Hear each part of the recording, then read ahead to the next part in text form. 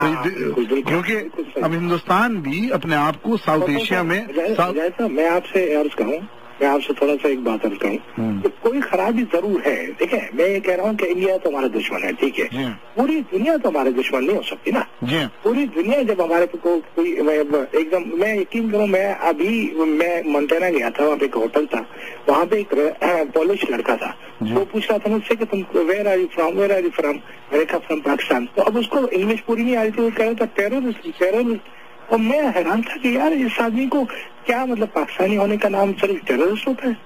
آپ یقین کوئی وجہ تو ہے نا, کوئی تو وجہ ہے. تو یہ جماعت دعویٰ اور یہ جو ڈرامے کے یہ ساری چیزیں اس پہ ہمیں غور کرنا چاہیے. مقبول بھائی بہت سارے دوسرے لوگ ہولڈ میں بہت بہت شکریہ آپ کا, بڑی نہایت. اور اس کا جواب یہی ہے کہ اب ہندوستان جو ہے وہ بھی ایکچولی اپنے آپ کو ساؤتھ ایشیا کا ایک بگ پاور سمجھ رہا ہے اور بالکل اس سنت پر عمل کر رہا ہے کہ جو امریکہ بہادر کی سنت ہے کہ وہ جب یہ اندر جا کے ٹارگٹ ہٹ کر سکتے ہیں تو چلیں ہم بھی ٹرائی کرتے ہیں.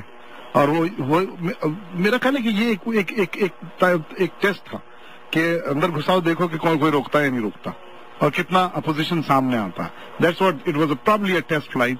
اور بقول شہری رحمان کی جیسے بھی زید حامد صاحب نے کہا کہ وہ جی, اور زید حامد صاحب لائن پہ ہیں. نسیمہ کلثوم صاحب میں ابھی آپ کو لیتا ہوں, فولڈ رکھیے گا. جی السلام علیکم زید بھائی. ہیلو جی, ایک سوال ابھی کالر کا سوال یہ تھا, میں معافی چاہتا ہوں وہ ٹیکنیکل کچھ پرابلم ہوئی تھی. سوال یہ ہے کہ کیا وجہ ہے کہ یہ تو ہندوستان کی رہاز تو آگے چلے گئے اور شہری رحمان کہہ رہی ہیں کہ یہ بقول آپ کی کہ وہ صفائی پیش کریں, لیکن ان کا سوال یہ ہے کہ جو ڈرونز روزانہ اور ہر دوسرے دن آ کے اندر پاکستان کی فضائی حدود میں ٹارگٹ کلنگ کر کے چلے جاتے ہیں, تو وہ اس کا جواب کیوں نہیں دیتی ایئر فورس اور اس پہ کیوں نہیں واویلا ہو رہا ہے؟ اس کو ایلیمنیٹ کیا جا سکتا ہے ڈرون سے, جس کا آپ کو یاد ہوگا کہ ڈیفینس منسٹر نے کہا تھا کہ صاحب ہمارے پاس اسٹاف نہیں ہے اس کو مار کے گرانے کی.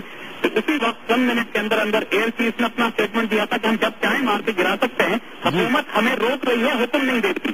جی دیکھیے بات یہ ہے, اس کا پرابلم یہ ہو رہی ہے کہ بہت سارے ایسے ایکشنز ہیں کہ جو حکومت فوج سے کرانا چاہ رہی ہے جی, یا فوج کو روک رہی ہے کہ آپ یہ نہ کیجیے, اور تصادم بڑھتا جا رہا ہے فوج اور حکومت میں. یہ ہم بالکل واضح بتا دیں آپ جی. اور اگر اسی طرح یہ معاملہ کچھ ہفتے اور چلا تو یا تو آرمی چیف اور ڈی جی آئی کا چھٹی ہو جائے گی یا اس حکومت کا پختہ الٹ جائے گا. اس صورتحال کو ساتھ نہیں چلایا جا سکتا بہت زیادہ عرصے. جی زید بھائی, نسیمہ کلثوم صاحبہ ہیں ہماری بزرگ شاعرہ ہیں یہاں پر, وہ لائن پہ. جی نسیمہ آپ کا کوئی سوال ہے آپ کا زید بھائی کے لیے؟ جی ہاں, میں سیاست سے میرا کوئی تعلق نہیں, میں صفر ہوں اور بہت کم عقل ہوں.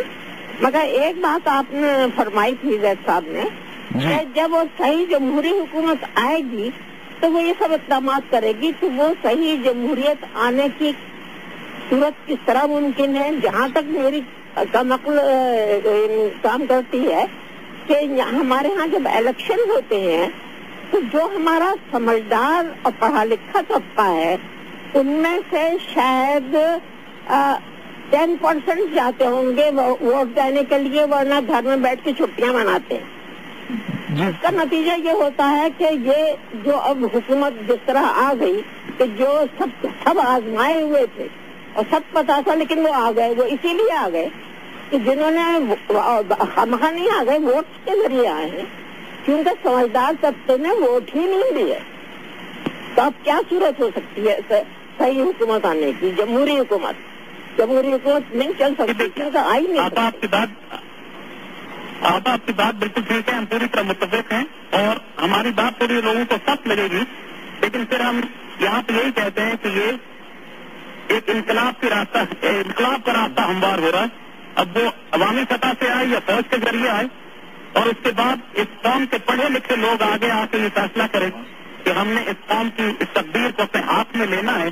پیوستہ رہے شجر سے امیدیں باہر رکھ, ہم اب یہ کہہ سکتے ہیں, لیکن ہمیں تبدیلی بہت زیادہ اس لیے نظر آ رہی ہے کہ اب لوگوں میں اویئرنیس لیول بڑھ گیا ہے, بہت زیادہ مار کھا چکے ہیں, اور اب لوگ ایک ریڈیکل سولوشن پہ آتے ہیں. تو ہمیں امید ہے کہ آنے والے وقت میں آگے آئیں.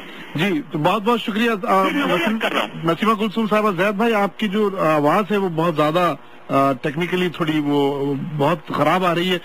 میں اور پروگرام کا وقت بھی اب ختم ہونے والا ہے. میں بہت مشکور ہوں آپ کا کہ آپ نے یہ ہمارے ساتھ رات کا ایک بڑا پہر گزر چکا ہے آپ کے یہاں, اور آپ نے ایک مرتبہ پھر Asian broadcasting network کے جو یہاں پر نان فار پروفٹ پر کمیونٹی براڈ کاسٹنگ ہے اس کے لیے رات کے اس پہر میں وقت نکالا. اللہ تعالیٰ آپ کو صحت دے, آپ کو زندگی دے, اور آپ کی آواز میں اور زیادہ زور پیدا کرے.